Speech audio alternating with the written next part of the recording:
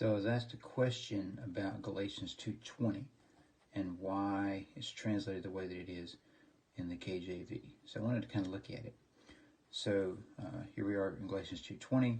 It begins by saying, I have been crucified with Christ, but I live.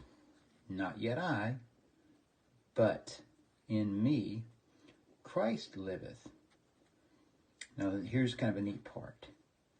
And that which now I live in the flesh, by the faith I live, which is of the Son of God, who loved me and gave himself for me.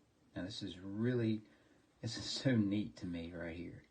Okay, so it actually doesn't have life here in this verse, but that's what it means. And that which I now live in the flesh, by the faith. Now here we have two prepositions, but they're used in totally different ways. This means I live in the flesh, and this means that this life I live in the flesh is by the faith I live.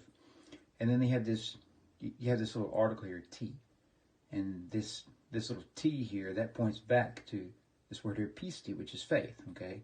So this points back to faith. So it's describing the faith. It's saying this is the faith which is of the Son of God. Now, why is it of the Son of God? Well, this is in the genitive, okay? So it's like a possessive. This is the faith which is of the Son of God, the Son of God's faith, or it's of in the sense of it comes from him. This is of in the sense of a source, okay? So this is the faith which is of the Son of God, who loved me and gave himself for me. So that's why it's translated that way in the KJV. And I know some other people will have the faith in the Son of God, but that's not what the text is saying, nor is it what the text means.